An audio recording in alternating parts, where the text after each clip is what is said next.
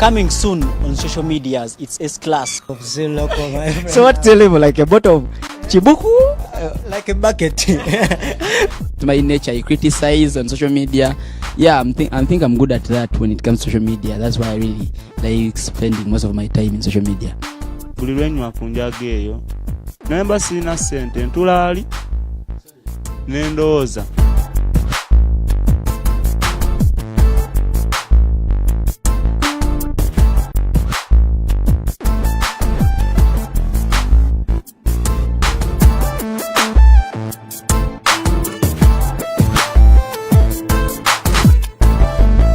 Coming soon. Good evening, our lovely viewers. Welcome to S-Class. Welcome everyone to S-Class. Remember, S-Class is aired every Saturday and runs on Facebook, Twitter, and also on Instagram. And today we are going to discuss gender-based violence in Uganda. We have two young people discuss about gender-based violence in Uganda. They are going to introduce themselves, then we are going to know more about what they do. And later on we shall proceed with some of the research which was done by Minister of Gender, Labour and Social Development in Uganda. So we can discuss about gender-based violence in Uganda. So welcome, Katerega and Nuru. Please introduce yourself, Mr. Katerega. Thank you. Yeah. My name is Emmanuel Katerega and I am working as a Programs and Communications Officer at Safepal. Yeah. Then? My name is Nura Sharif Nantume, Project Manager Safepal. Yes, nice being invited here. We are meeting you all. Before we go further, we are going first of all to look at the research which was done by Minister of Gender about gender-based violence. They say that there is two forms of gender-based violence, that's sexual violence and also physical violence. And they are saying that 35% of girls in Uganda go through sexual violence and 17% go through sexual violence. The 17% is for the boys, and they are saying that the 35% is for the boys. And they are saying that 59% of the girls face physical violence, and they are saying that 68% of men or boys face physical violence. What is your say about this research, according to you people? Well, it's the Ministry of Gender. Whatever is fed into the database of Ministry of Gender, that means that it's fully researched about and it's what is happening on ground. Yes, many of the boys or men are abused or physically violated, and they do not speak out. That's why we have many cases from the boys' side, but then you do not even know that the cases exist, while the same happens to the girl. Yes. Yeah, I think as a complement to that, to the statistics from the Ministry of Gender and every CSO, like besides government facilities that provide care and support to GBV victims and survivors, there are CSOs that also do management of GBV cases, which then later feed this data into the national GBV database. So I believe the statistic that was put on that paper by the Ministry of Gender is really true, and maybe besides the others that are not captured, because there are some people who face this violence but they are not reaching support centers, so there is no way they can get, we can have their numbers also added there. The statistic is true, but maybe some other portion is not left out. Left okay. out. So which percent do you think that is left out? Is it the percent of the boys or the sexual gender-based violence or physical violence? I would say either way. Yeah, but so much of the boys, because sometimes we know GBV is normalized most of the times. Things like most of the physical bit of it. Let me take an instance, like in schools, secondary schools or primary schools, where students are being beaten by teachers. These are, at some point, it's corporal punishments, which people think it's okay for students to be caned like 10 strokes of the cane, and so that's also physical violence that people do not really consider and look up to. So they think, in the African context, they think they are trying to nurture maybe this young person, yet at the end of the day, it also contributes to their emotion and their well-being, like physically, like maybe scars and things of that sort. So those are some of the numbers that I'm saying, the minorities that are not captured in this system.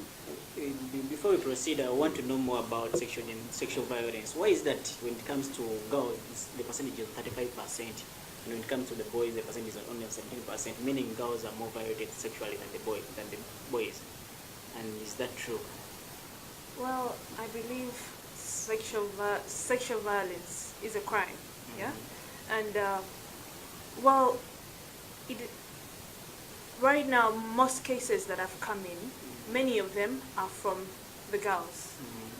And a few of them are from the boys. Look at it this way, that sexual violence or gender-based cases are already having this stigma that is attached to them. The survivor has self-blame, that sometimes they think that they may have caused that act to happen to them, and they feel like they shouldn't report. Yes, and society has also brought up the men or the young boys in a way that they have to be brave.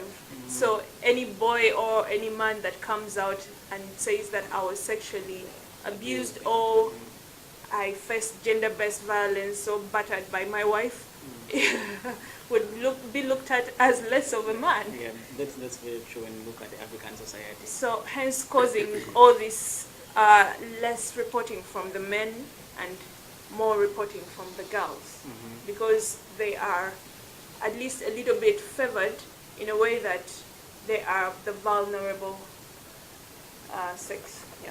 Then before we proceed, I would like Mr. Kadeka to tell us about what does the term gender-based violence mean according to you? Yeah, the term gender-based violence, to me, there are keywords in the phrase gender-based violence. There is gender and violence. Those are the keywords I'm trying to capture here. So gender is basically how the societal or the way how people perceive others to be. So it's an issue to do with sex and gender roles, and like roles in terms of sex, either male or female. So how these things are defined, the social construction of the well-being of a human being. That's gender to me. Then the violence, of course, this is when something that may call for aggression, power relations. So gender-based violence is basically violence that arises, arises on the basis of gender, as defined by a society or community. For example, if we say in the Uganda community or society, ladies have to greet while kneeling down. In case a lady was greeting you and they are standing, so there will be that kind of aggression because people want to show power over most of the males. So if a lady greets you when she's standing, they'll perceive her to be immoral, and so violence starts there. That kind of, let me say, segregation or, so gender-based violence is basically violence that arises from gender roles and issues, and maybe there is a power component in it. Someone wants to show superiority over the other, either sex or gender type. That's what gender-based violence is to me. Maybe to complement what Katerega has just said, we would just call gender-based violence an overall term, to define that identifies all these harmful acts that are perpetrated on a person without their consent, and or maybe it's deprived of rights that is put on race, gender, culture, by the different laws and limitations and societies. Yes. Okay. Then when you talked about violence, then what act do you think that qualify to be violence when it comes to acts?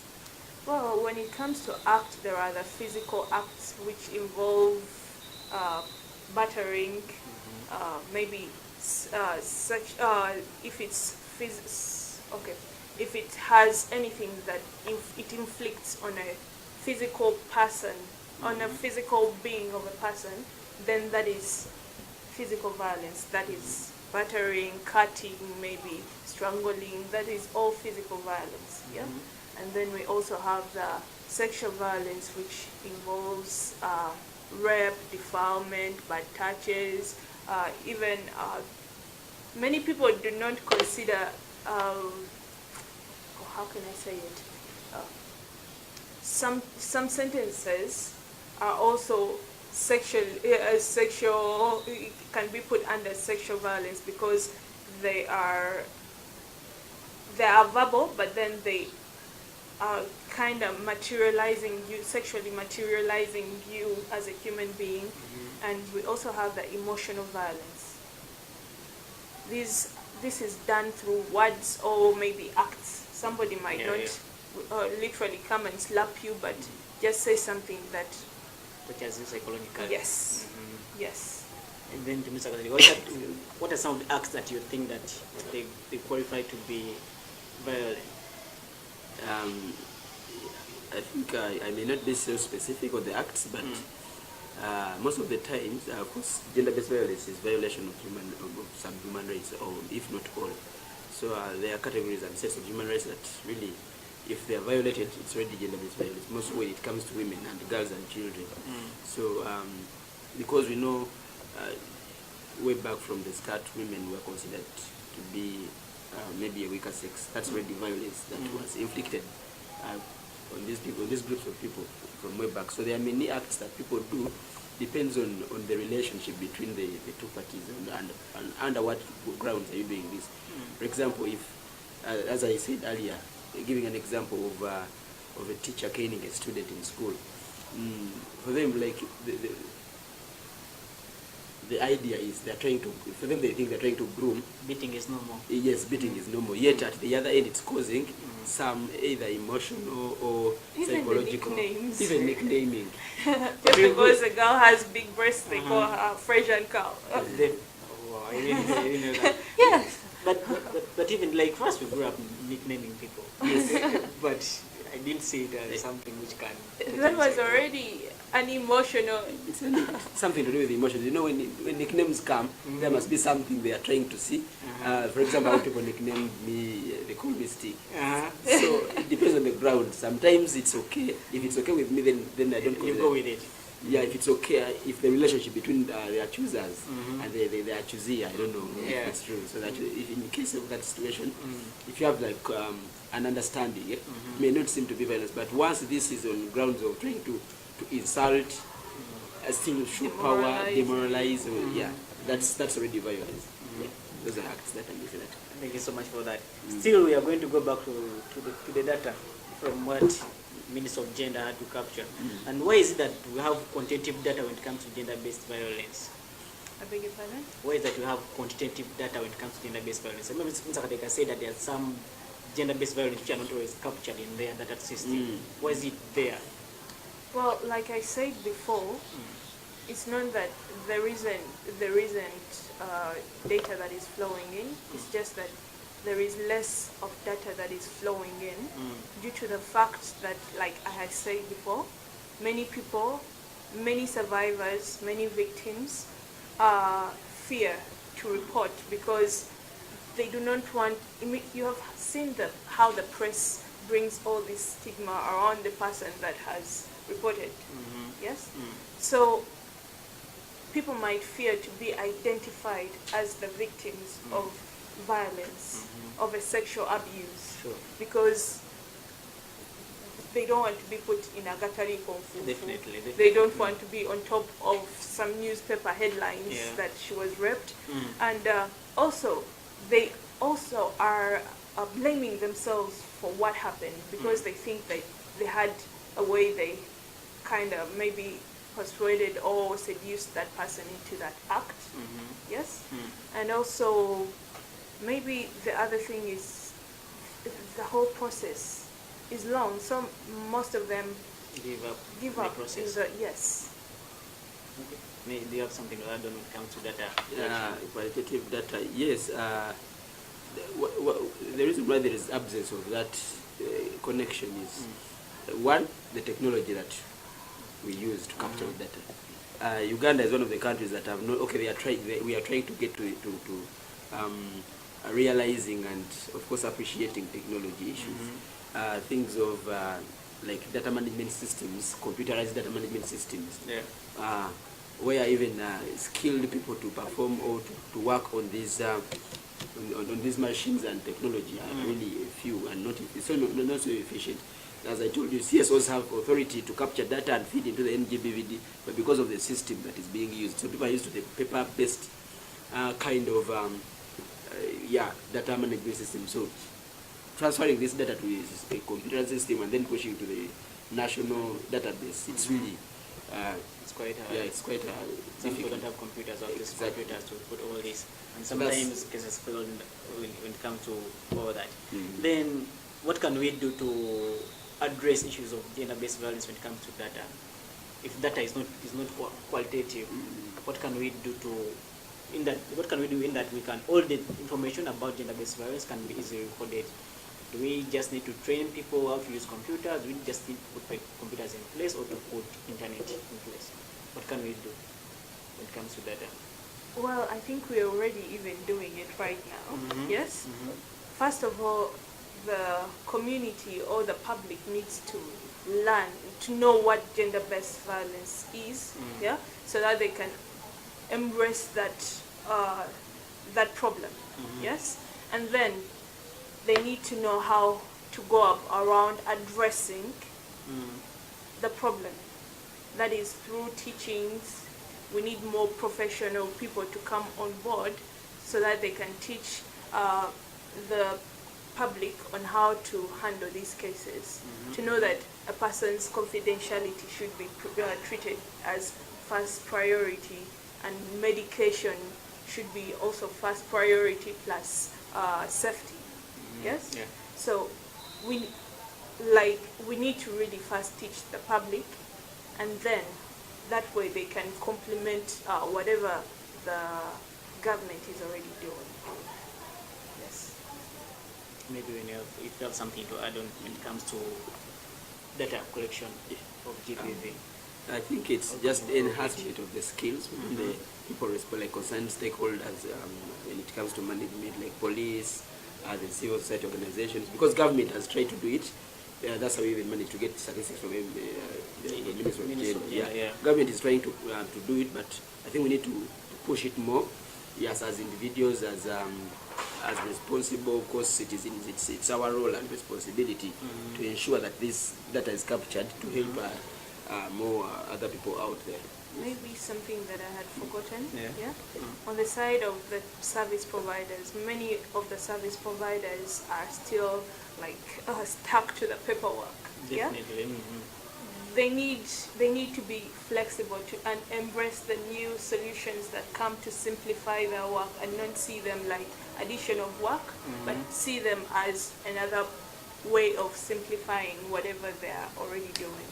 Maybe when we also do that, then how does the sensitivity of gender-based violence affect the programmatic response? Well, in cases whereby it's a rape case and it involves incest,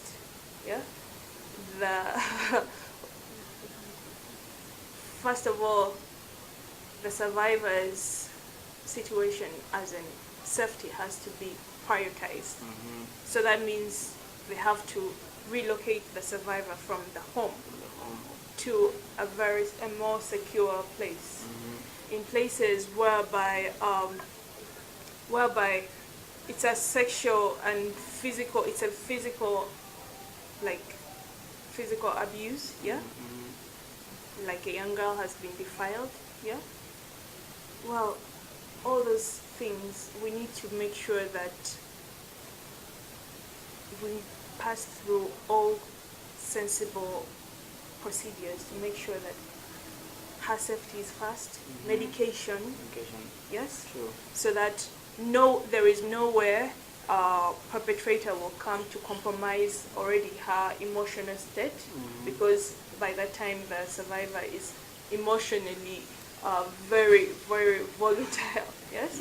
And also we need to bring on board the service providers like the police to know how to handle these cases, to make sure that apart from this young person or this person being given security, what are they doing to make sure that justice is provided, not to destabilize already the situation that it has already gone left.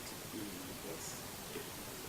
Just an additional is because most of the times for an intervention to be done on a victims or a survivor, it has to be considered from her. For example, if I was raped and I come here and you give me maybe health care, I will choose not to go legal, like to take the legal part of it to achieve justice. To me, justice may be more of getting the medication, and then life goes on. You understand? So programmatically, this is how it affects, or how GBV, that's how complex it is to manage GBV cases. Because even if you want to do an intervention, but if the person you want to do an intervention on is not willing to proceed, that's what makes programming of GBV, I think. And what might cause that is because they are threatened by the already existing circumstances. Perpetrators, maybe they are coming from a family, the family wants the survivor to drop the case, and we all feel like it's not right for this case to go unaddressed, because sexual violence is a police case. Definitely. There is no way you're going to drop it. Yes? So many times if it's an incest case, then the family might want to intervene so that the perpetrator is not apprehended. The survivor herself is already embarrassed, feels embarrassed. So if we do not consider the points that the both of us have just spoken about, then it might affect the programmatic way of handling. I think there's also this thing of how will the community see me if I was raped, or how will the community see me because my wife has beaten me. Like for men, sometimes you want to always hide away from all those things. Look macho. Like it looks so ashaming if you come out and say, you know what, that my wife always beat me in the middle of the night because of this and this. And do you think that police has a role to play in this thing of gender-based violence? Yeah, I think actually police has, because GBV, mostly when it comes to sexual and physical assaults, police is, I think it's the first response service center. It's the first and the last. Yes, it is. It has to coordinate all the other sectors for the individual to achieve justice and also comfort in them, even overcome trauma. It has a role to play, a very big role to play when it comes to response of GBV. For example, apprehending and taking on these perpetrators to be held accountable for the acts they do. That's one thing police has to ensure, and it's their mandate, and it because it even has a dedicated, let me say, is it dedicated department in police, the child protection unit. Exactly. Yeah. So that it's dedicated to make sure that forms of violence against children and the families, because you know this GBV is from a household, which household is containing a family. So that unit there is just specifically to handle GBV cases and maybe domesticated kind of violence in terms of GBV. So police has a very big role to play. So, and maybe to just add a little bit on what he has said, police has to, the police, its responsibility, the first responsibility is making sure the survivor is safe. If it needs to get the criminals, put them in prison, or get the survivor, put her or him in a different shelter, then that's the first thing they should do. And it's also it's also responsible for documenting as fast as possible the documents that give the survivor and other related diseases. So why is it that always people say that most of the things that when it comes to police, like when the people report, some things are not always worked upon, and police does not sometimes act? Or if it acts, sometimes file get lost in the process. Well, I don't know that you have researched about, but that's what people always say when it comes to police. Yes, we have heard of many cases whereby the, the case was compromised because the perpetrator was rich enough to bribe his way through. Yeah. We have had cases whereby the crime is reoccurring at the police station. Police station, A yeah. young girl is brought in and she's re-repped from or redefiled from the police station again. So, well, these things happen and we're trying to see that they reduce. Even the government itself is trying to see that they reduce. Maybe let us pray that everything goes back to normal when it comes to our Uganda country love so much. And how can we easily manage gender-based violence in our community, schools, and also anywhere? How can we easily manage gender-based violence? Well, we can easily manage gender-based violence by recording, taking note of, now, like for example, the government already has different sources that bring in data, like the hospitals, the police, yeah, the national gender-based database. Yeah. All those places are just to bring in cases Yeah. and feeding to the I beg your pardon, sorry. It's okay. All these are inlets of information and data that is required to keep an update of the statistics of the situation that is taking place. And this is how we can take note of the progress of these reported cases, left out cases, maybe cases that were reported but not worked upon.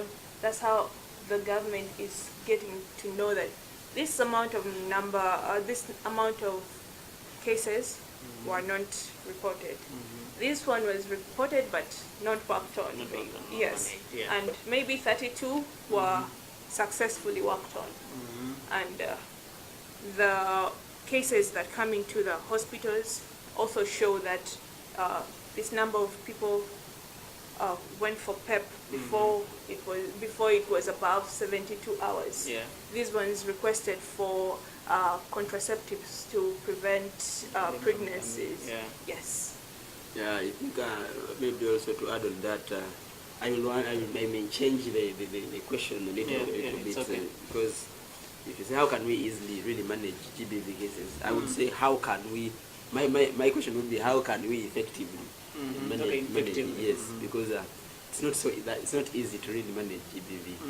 It's so very, very complex. It's not so easy as we may think, but maybe how can we effectively do it? I think having it starts with you. All the advocacy and activism starts with an individual. So Definitely. a mindset change is something we are, like a lot of communication and sensitization has to be done in public places, regardless of the situation, be it marketplaces, be it office business centers, schools, institutions, organizations, everywhere we have to speak the same language about GBV because GBV is something that happens on a daily basis and it's a world problem. It doesn't happen in Uganda, all this, everywhere GBV happens. So sensitization, yes, GBV is so complex to that extent that no country in this world will say that for them they are doing where they have no GBV. So GBV is everywhere and it happens like even as we speak right now, GBV is happening out there. So a lot of GBV happens but it's not captured because of the knowledge gap. So it starts with you and me, like as advocates, we speak what we're doing right now, talking about GBV to influence mindset change and of course communicate behavior change. That's what we need to do for us to effectively manage. Before we even get to support centers, because the support centers are there, but if people don't know that they are there, how will they get to know that I have to go to police or at this point and This organization is existing, yes. Sure. So you mean people should get to know about GBV? yes. Do you think that like maybe some people know about GBV, but what GBV is and what does it mean that some someone has been violated? Because we have had cases whereby people have lost their relatives. Sometimes when it comes to trauma, and psychologically they get tortured, those who have been violated, and more so when it comes to the girls. I don't know that boys also sometimes they come psychologically infected when it comes to GBV, because sometimes Yes, they do. Mhm. They do. Because they always say boys they are made out of metals. But what really hurts is they die in silence, you know. They just say, okay, because of society perception, and so somebody's like, "Ah, okay," but they die in silence. They have the pain, the trauma, but they can't reveal it. They are stigmatized, like because of stigma around. Hey, as a man, reporting my woman beating me. Actually, I had some discussion with some lady, and I told her, by the way, I'm worried about my future wife, because I want to have a wife who is really bigger than me. So what if she beats me up and then? So the lady laughed at me. I was like, "Now you're a man. You shouldn't." You see, even this lady is looking at me as, "You're a man. You're a man." So you having that. Element of being a man. Yes, being dressed as a man really puts us stigmatizes as victim. But we should also look at the fact that society is really making it hard for men to report, forgetting that the more somebody sits on depression or stress, the more even the criminal instincts develop from there, because like we were in some seminar with my colleague, and they taught us that once depression or stress burns out the senses, once depression and stress go high, they produce a hormone that burns out some part of the brain that is responsible for for consciousness and shyness. So that person will end up being a criminal too, because his consciousness was burnt out. Because nobody cared by the time he needed help. Nobody brought felt pity for him or gave him the hand when he needed that help. So it burnt out, and he's like, if it happened to me, anybody, it can happen to anybody. So it's not new, so I can also do it. Yeah? So we need the public to come on board. Sympathize with these people. With the victims. Yes. This is going to be the last one before we go for a short commercial break. I always see parents who back at their kids, and the kid grow up, sometimes get scared, even if when he or she sees the mother coming, the kids run back to the house. Is that also another form of violence, whereby parents back at kids, they beat them up sometimes, maybe when they have moved and they have taken long to come back at home? Is that also another form of violence? Yes, it is. It is violence, and as we've been discussing earlier, first of all, parenting is key when it comes to the well-being of every human being that was given birth to. So parenting is key and paramount, and really needed for us actually to realize like a sustainable world or kind of development. So if parents really back at the kids, because as I told you, GBV comes with power over social superiority. So parents want to show that you are my son, you are my property. That's really a power issue. I have control over you. I have control over you, so I can do anything with you. But when it comes to human rights, what does the human rights have to say about it? Is there any violation of human rights? True, there is violation of the human rights as children, but because they don't know, as I also told you, information is really lacking. So I'm a kid, I don't know the role I'm supposed to be playing in the family. Neither does my parent know what roles, what are they responsible for. However much you gave birth to this kid, you pay for their school fees. There are some things you need to just understand. Like, it doesn't make any sense backing at a child. Why can't you, like, instead of sit them down and talk to them on what to do, like how can we progressively move? Like guiding them. Yeah, guiding them instead of backing. Because the more you back at them, as Nura has just stated it, like with time, they'll have to overgo their trauma in a way that they'll have to act straight. You understand? Yeah. When something is suppressed, in Uganda we have, I'm sorry I speak so much about Uganda. So in Uganda we have a saying that goes, so at some point when you suppress something to the wall, when you put somebody's pushed to the wall, they'll end up also like acting in a way that to respond to the suppression, which may be negative most of the time. So kids really undergo that. my parents, but And just bad parenting. If parents are not really conscious about their parenting, they might lose out their kids because the children copy what the parents do. To them, what do they have to do? What the parents do, yes? So if the father is always coming in backing, and this boy grows up knowing that I'm supposed to be backing, yeah? Then he's going to grow up backing at his spouse, his young children. If the father was abusive in a way that he used to beat both the children and the mother while they are looking, yes? This child is the same child that is going to be abusive when he grows up. So bad parenting will always bring criminals. Yeah. Just look at most of the cases that have come of rape, of most of the criminals, even the juvenile criminals. Yes, when you look at their background, bad family, something that is related to bad family. Definitely. So it all comes back to our parents. How are they raising us? Definitely. Then we're going to go for a short commercial break, and that means charity begins from home. And there is such which says that most of the children who are on our streets of Uganda, it's because of gender-based violence from home or from the community that they always come from. And we are still coming back, and we're going to discuss more on what this team has done. That means we're going to discuss about the Safepal, that is an app which they always use to report about gender-based violence. Let's go for a short commercial break. I'm going to be right back.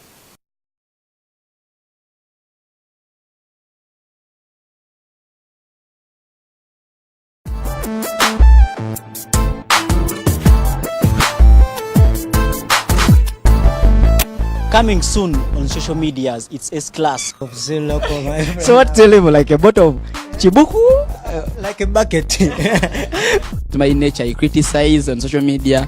Yeah, I think I'm good at that when it comes to social media. That's why I really like spending most of my time in social media. Buli lwenywa ku njaga eyo naye mba sirina ssente ntulaali n'endowooza.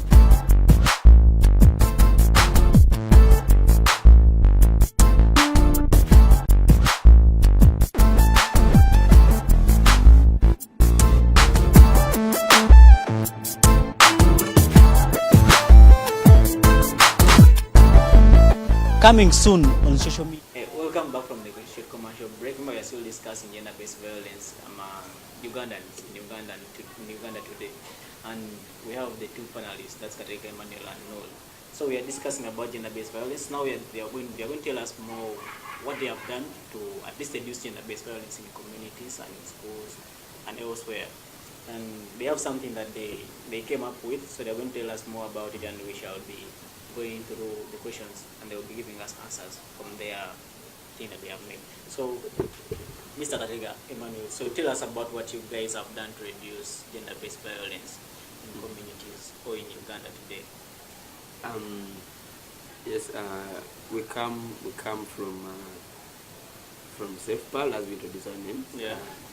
Safepal, an innovation for reporting or responding to gender-based violence in terms of confidential reporting of sexual harassment and all other forms of violence.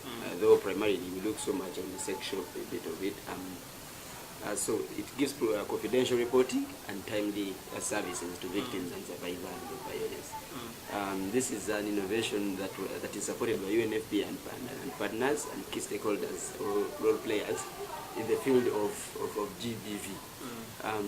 Safepal is a smartphone application and web application, so it's a technological tool in terms of tech. So we are leveraging on the technology to address challenges that are faced by young people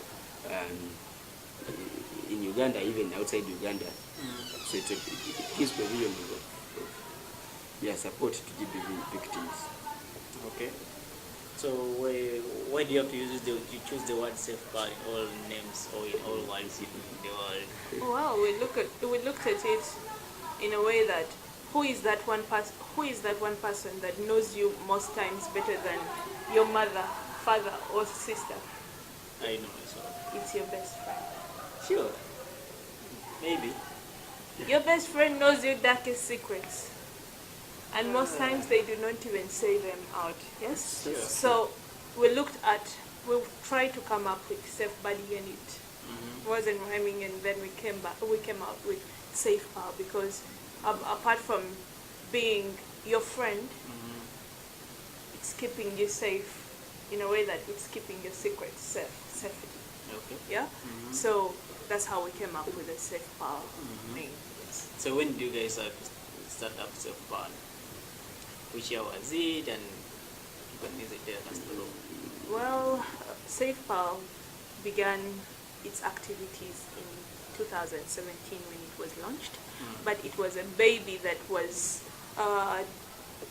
produced in 2015 in a competition called Hackathon, whereby they called many people from different parts of the country, or of the world, to come up with solutions, technological solutions to address problems that are SR based, that is sexual reproductive health. Yes, and in that competition we managed to come out second, and we were supported by the UNFPA. That's how Safepal came on board, and it was launched in 2015. We began the production, everything, cooking, and it was launched as a newborn in 2017. And what motivated you to start up Safepal? Yeah, when you get to the team of Safepal, we are a team of 6 young people supported by UNFPA and other partners. So what motivated us?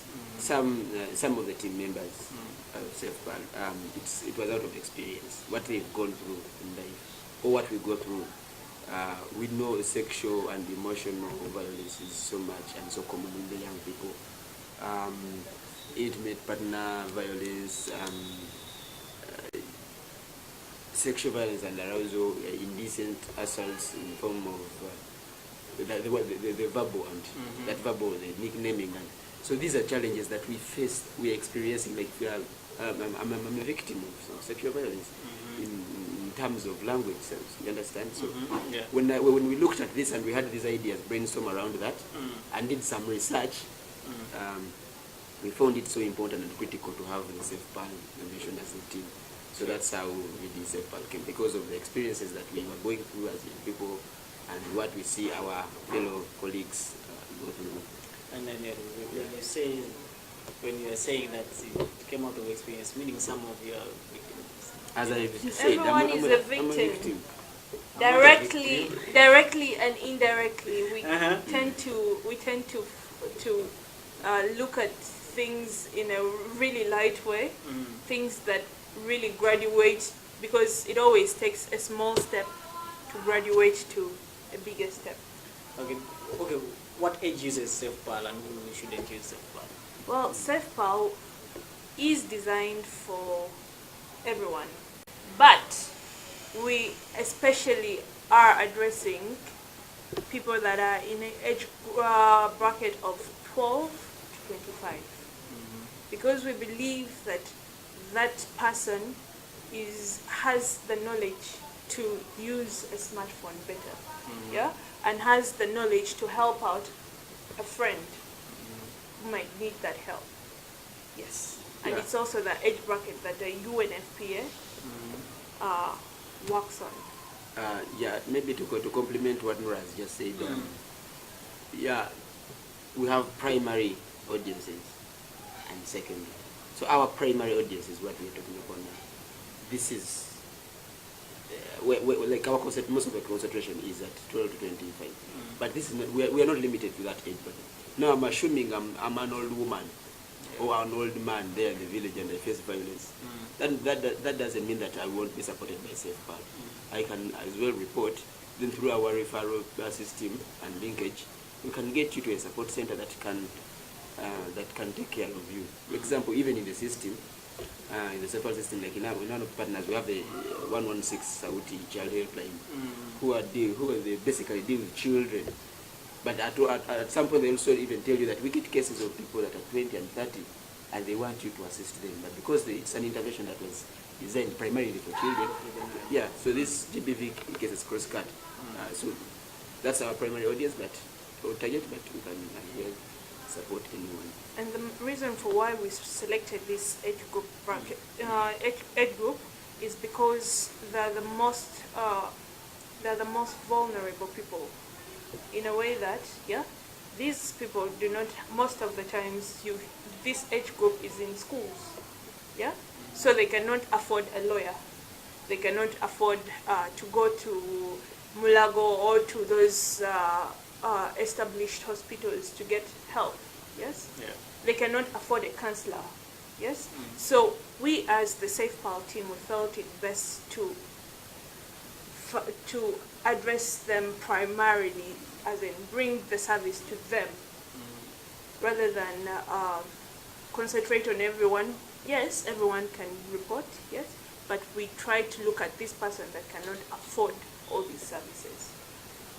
And from the day that Safepal was launched in 2017, so in 2018, so very soon 2018 is also coming to an end. Do you think that it has been a good use to the society or for the young people that you guys are serving? Of course, of course. What should you say?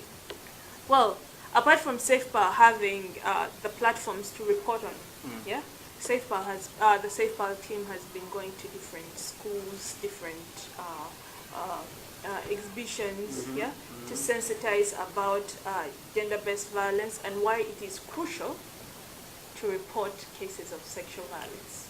Yeah, so that is one value addition that the Safepal team has added on top of having the platform available. Yeah, and yes, we have gotten ever since last year, we have gotten cases that are coming in.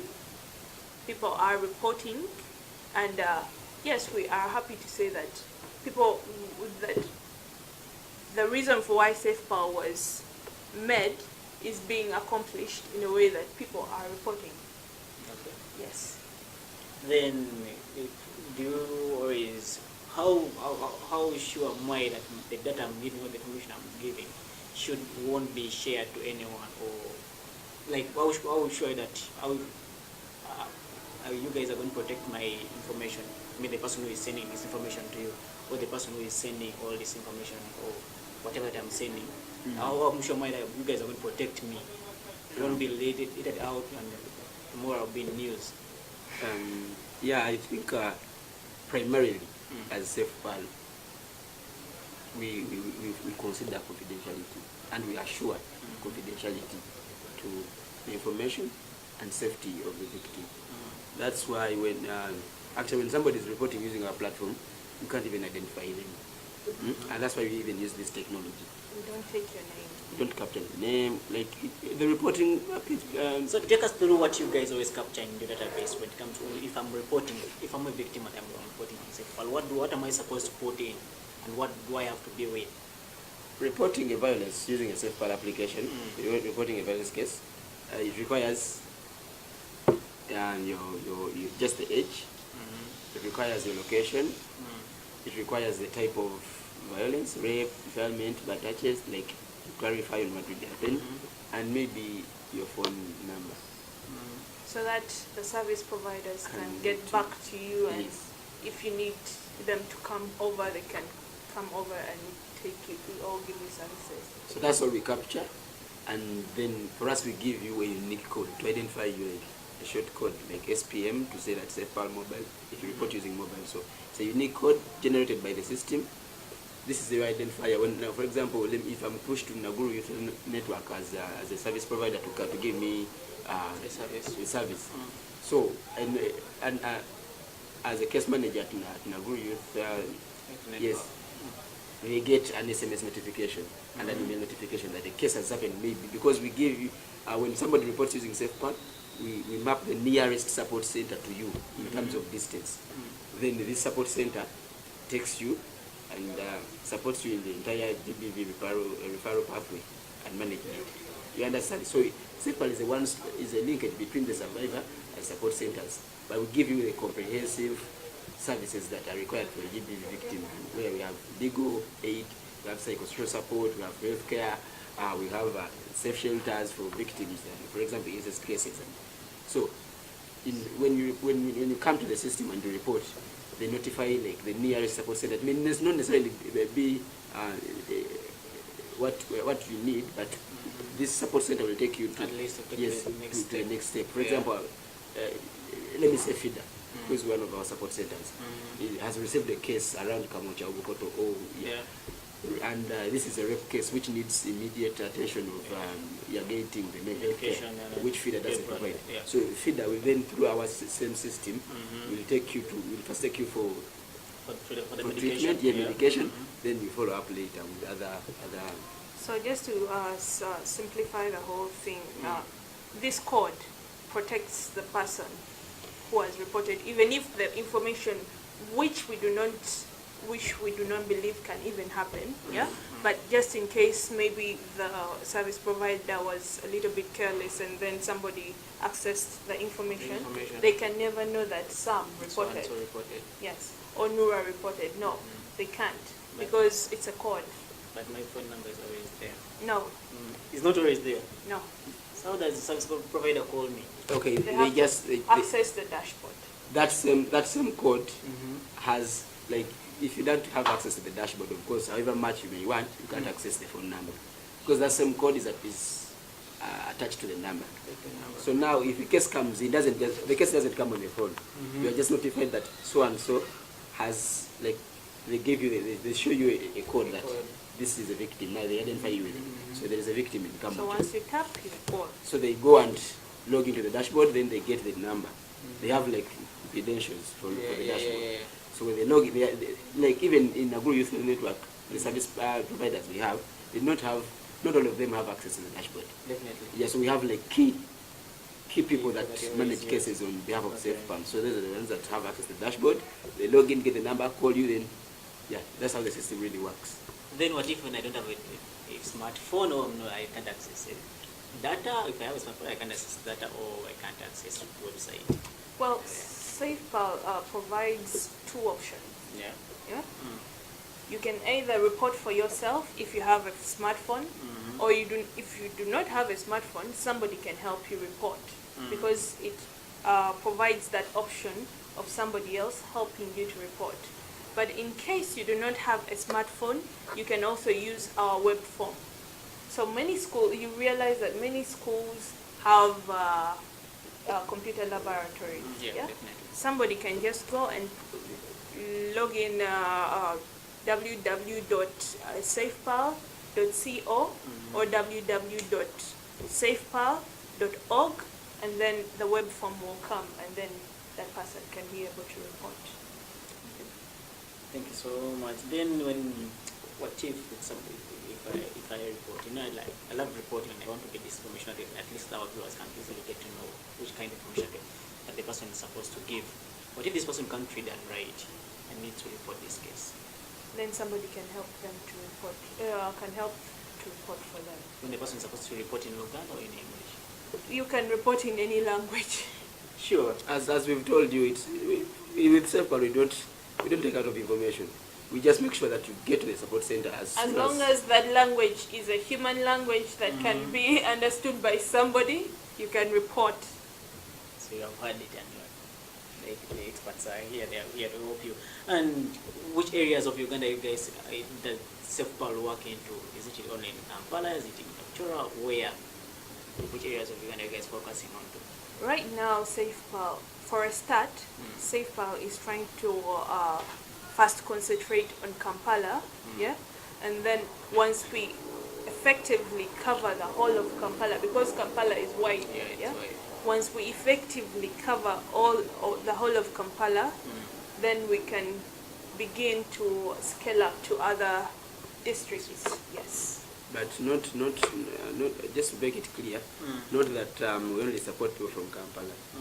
So I may be a victim in Gulu, or in Yumbe, or in elsewhere, or in Barara, and I report my case.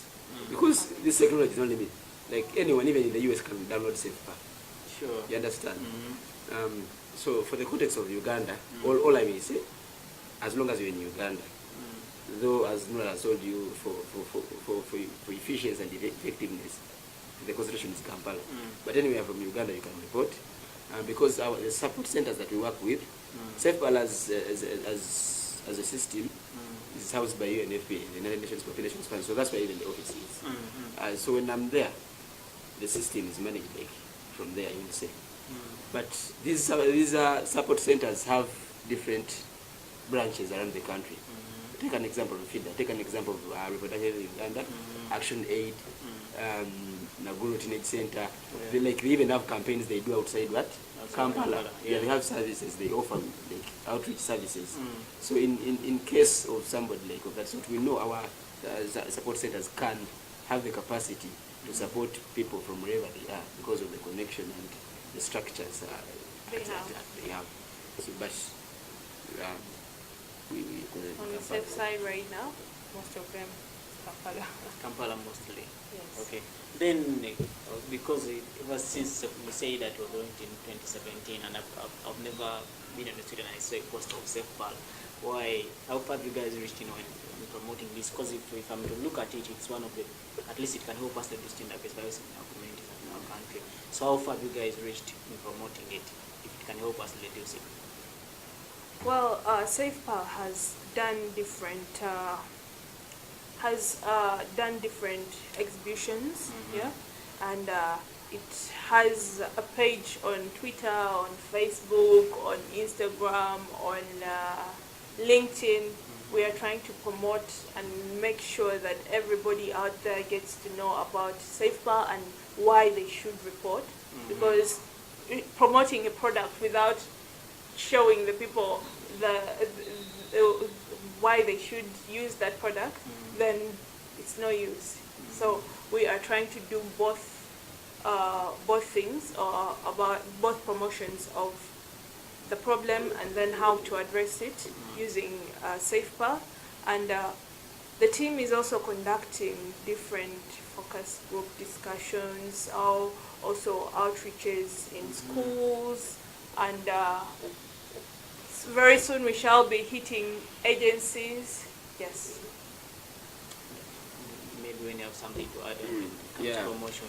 Promotion, like what we talked about, is also sufficient. We really need to be to the spaces where our audiences are. Yeah. So in case of any space, any event that these audiences or these young people are, we are looking up to that. So we really also need to push the thing, because they can easily reach out to you. And yes, they can easily reach out to us. The event. Exactly, and we be part of the event. We exhibit, we talk about it, because we even facilitate FGTs about gender-based violence, and Safepal has that. It's not what we measure in, but we have that provision. So we have within us, we have experts that can, like my project manager here, so they can really elaborate more and really give the information. So we're looking at those spaces where young people are. They can contact us through maybe our email and phone numbers. Yeah, we have the Safepal at Gmail that you can email to us, or you can email me directly, Emmanuel at safepal.co, Noura at safepal.co, Rachel at safepal.co. So all these are contacts that you can use to get to us. And maybe not to forget, I remember that I mentioned the platforms that we are using for media. People should not confuse the application and the web form with these different social media. So how do we get Safepal? Yes. Safepal, you can get Safepal through Google. It is only 3.4 MBs. Smaller than Candy Crush that everybody has on on their phones. Yeah, there are apps that are really heavy. Yeah, and actually, let me talk about something when she talked about Candy Crush. Initially in Uganda, what challenge, like if we took off the challenges we had faced like earlier, when we used to have the social bundles. So when we talk to young people about Safepal, they're like, no, me I buy social bundles. Now apparently there is no way you can. So it's okay, with the introduction of OTT, we understand that it's to some of us it benefited us at Safepal, because now people have data to, so anyone can download it. It's just 3.4 MBs on Google Play Store. Well, you should also look at the fact that somebody might tell you that I only have 300. Yeah, 300 gives you 15 MBs. Yeah, downloading Safepal will only take 3.4 MBs, and you will still have enough data to go through the conversations And then that you have you not looked need. at the space that is going to consume on your phone. You Still, need to still put be honest, because I know your phone has like internal memory of about maybe one Yeah. plus like 8 GB. And When I was reading about Just thinking. when I was reading about Safepal on internet, and I saw there's a provision of whereby when if somebody comes up across your phone, or if you don't want this person to see that you have brought it, you report it, you can easily remove the app.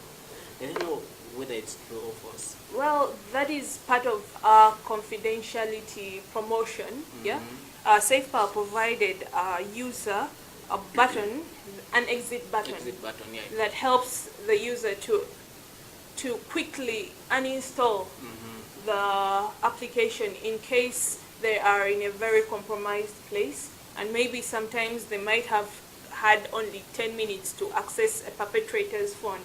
Just saying, imagining, hypothetically, a survivor has accessed a phone, but it's for the perpetrator himself, and he or she only has 10 minutes. 10 minutes to Yes? use that phone. Yes. So this survivor will be able to report as fast as possible, download report as fast as possible, and immediately long press the exit button. And when she or he long presses the exit button, it will ask, the application will ask them if they want to uninstall, and they uninstall immediately without going into procedures of. And if still I may ask, what time does Safepal work? What if when you report in the middle of the night? 24/7. 24/7. Yes. though not forgetting that people who support survivors are also like human beings.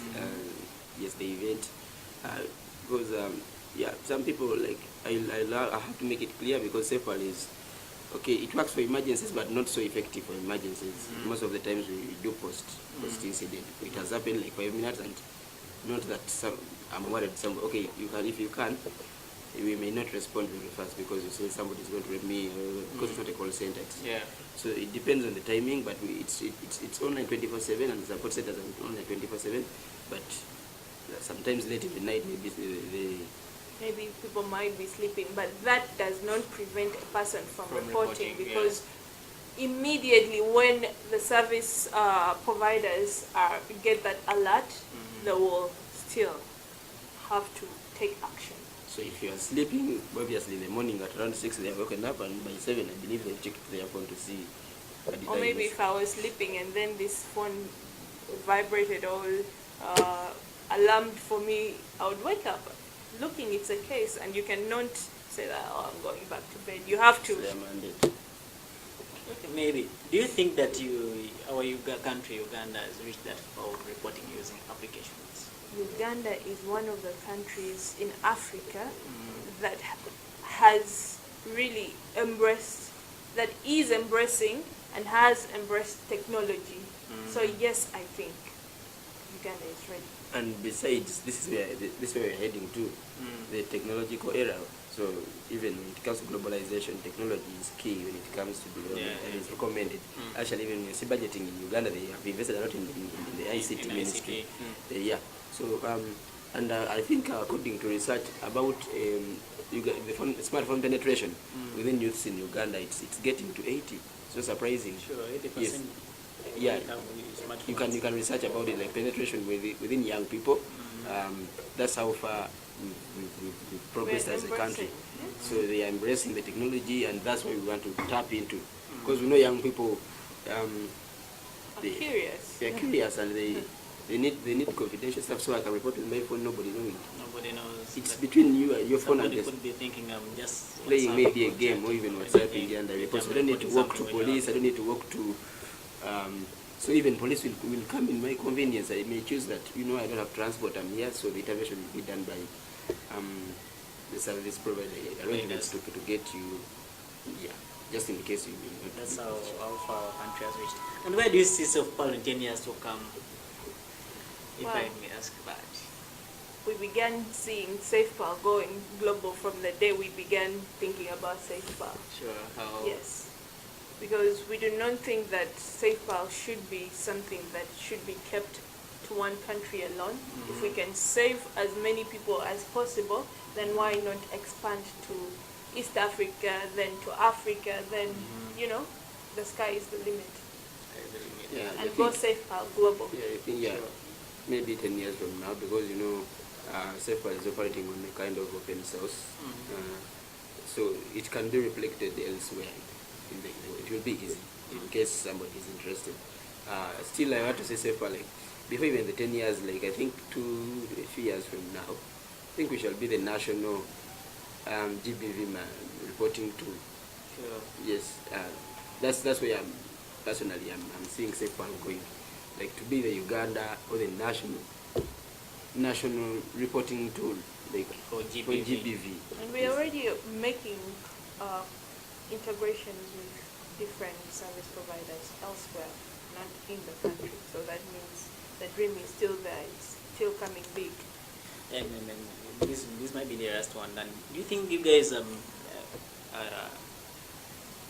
at least putting something, or do you think that it's important, or it has been important for you guys to come up with this kind of innovation of putting up this app?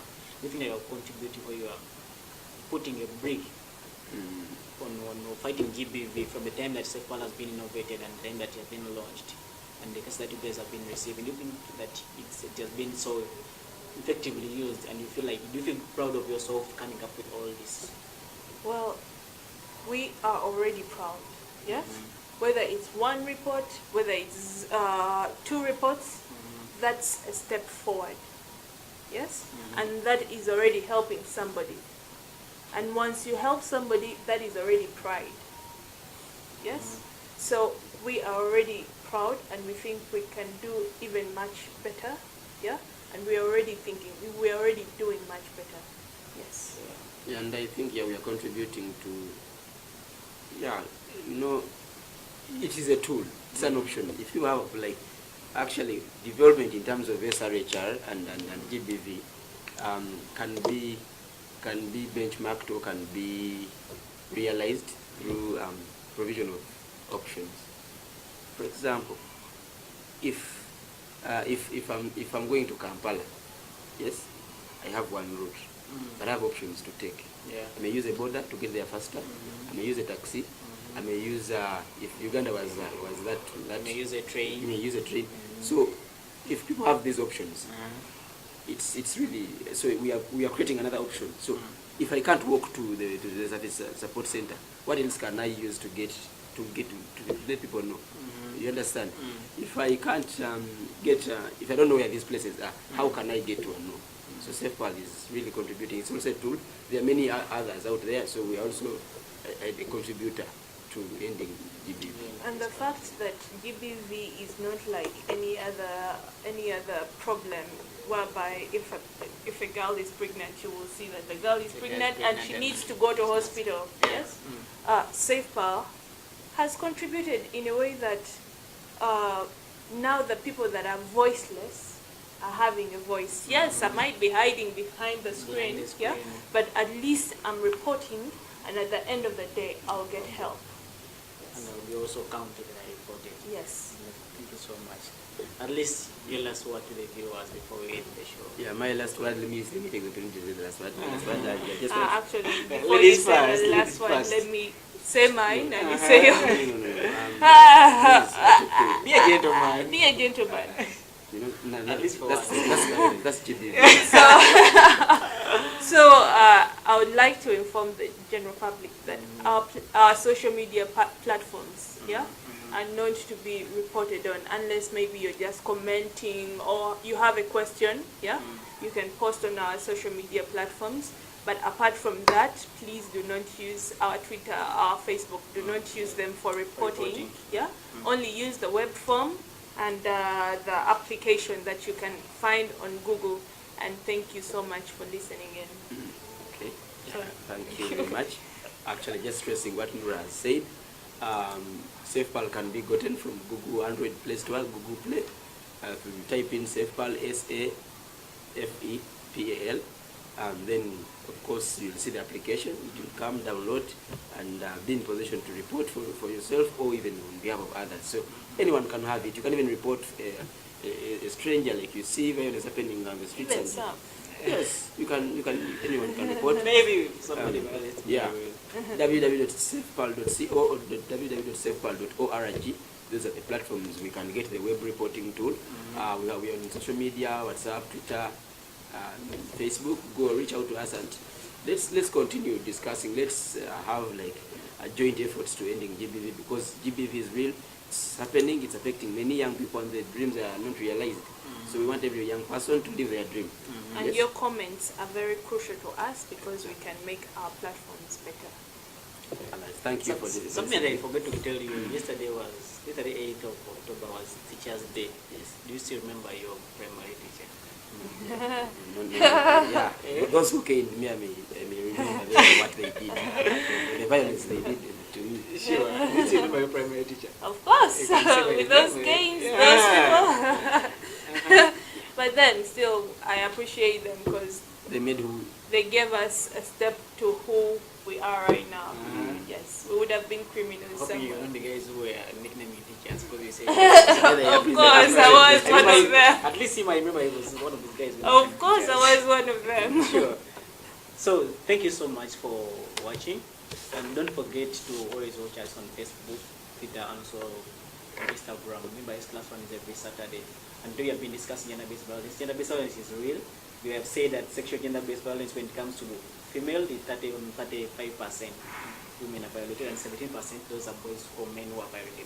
And the 59% of girls are always violated when physical violence, and also 68% men have been violated, or boys have been violated physically.